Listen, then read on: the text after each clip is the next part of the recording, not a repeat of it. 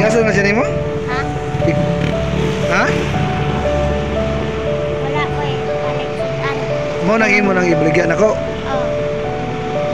Di siya magana? Di siya kana? Ha? Di siya kana ba? Ano? Oo. Nga na yung mga ibaligya? Nakisutan? Asa mo dahil inyo haday? Kabalim po. Asa mo napita na? Ako. Ha? Di siya kag-eskwela? Pagkaan. Bato? Layo agad? Lako naman. Lako. Ha? Lako na po. Nagkaon na ka? Ah. Mo ba? Kung baka nunod ka niya, dili lang na ako palit doon, okay na ka? Kaon na ka, palit doon lang yun na ako.